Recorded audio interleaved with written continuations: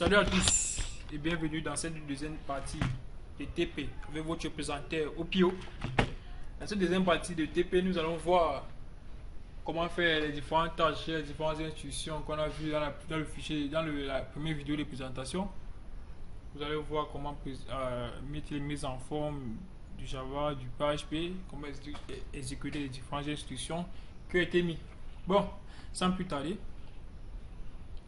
nous allons voir ceci, ranger ceci. Tout d'abord, vous devez d'abord créer vos différents fichiers. Je pense que vous savez déjà tout ça dans www, le fichier local de WAM Server, pour ceux qui utilisent WAM Server.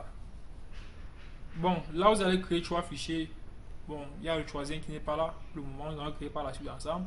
Fichier d'inscription, fichier login, fichier d'inscription, fichier PHP, un fichier CSS. Et on va créer un fichier BD qui sera un fichier de login, quoi. C'est-à-dire qui va nous permettre de nous connecter à la base de données, un fichier de connexion, autant pour moi. Bon, là, nous avons ceci. Je vais aller dans mon éditeur text bucket. Bon, là, moi, je ne veux pas faire le fichier de CSS du HTML sur CTP parce que nous sommes dans un tutoriel concernant le CSS. Mais bon, ne vous inquiétez pas, je vais laisser le fichier en description, quoi. Le fichier ça en description, vous pouvez télécharger tel qu'il est. Vous allez pouvoir télécharger ceci tel qu'il est, sans problème. Vous allez pouvoir le télécharger et pouvoir apporter vos différentes modifications. Donc ne vous inquiétez pas, vous allez avoir tout ça en description. Vous allez pouvoir télécharger.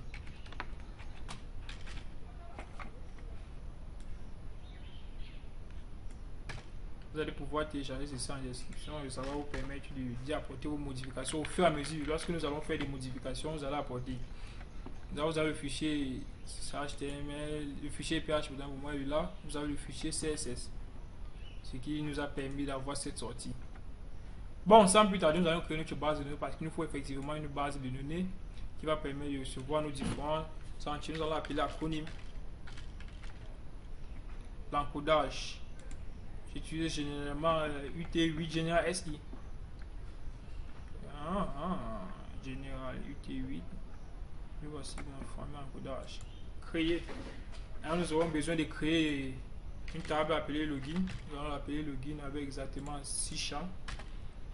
6 champs. Créer. Là, notre premier champ sera un ID. Là, on aura ville. Nom. Là, prénom. Là, âge. Et là, tel. Là, nous aurons le type. On va mettre des varchar. Vide varchar. Là, je vais mettre un varchar. Après, on va y revenir pour pouvoir modifier, mettre des in. Mais commençons d'abord par là. Là, nous allons mettre la taille. On va mettre 123. 123. 123. H pour H, on va mettre 3. Pour le T, on va mettre 12. Là, on va choisir notre clé qui est ID auto-écrivain. Et puis on enrichit. Là, notre base a été créée avec succès. Là, nous avons les différents champs. Bon, là, nous allons entrer dans notre fichier dans notre éditeur de texte ou bucket. Nous allons créer d'abord. Nous allons venir là créer un fichier de connexion avec le PHP. On va l'appeler, on va dire PHP. On va l'appeler bd.php. Là, qu'est-ce qu'on va venir faire? On va venir faire la connexion à la base. On va dire $. Moi, je vais utiliser PDO. Vous pouvez utiliser MySQL, mais moi je vais utiliser PDO. Entre parenthèses, on va dire MySQL 2.host égale à localhost point virgule database name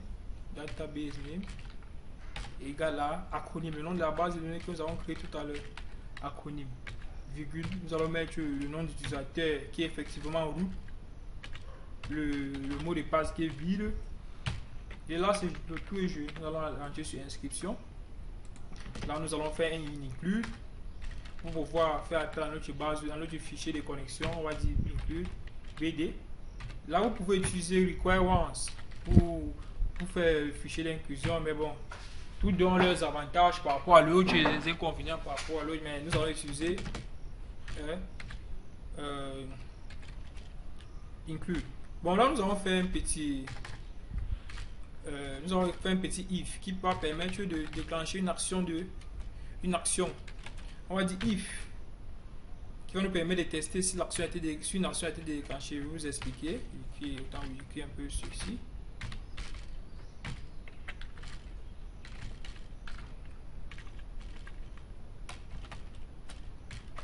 Là, si l'utilisateur clique sur submit, nous avons bien submit là. Si l'utilisateur clique sur submit là, sur valider pardon, vous voyez aucune action qui s'effectue. C'est ce valider ici qui va lui permettre de porter les différentes variables et aller déverser dans la base de données. Vous comprenez un peu ce que Sentier dit, et donc c'est ce submit qui permet d'effectuer cette action. Si nous rentrons là, nous voyons un submit qui est là, le nom submit, name submit. C'est ça que nous avons mis là. C'est ça qui permet de déclencher. Donc lorsqu'on va déclencher l'action, cette instruction, ce if va être exécuté. Et si on de mettre quelque chose là pour voir ce qui se passe, on dit echo.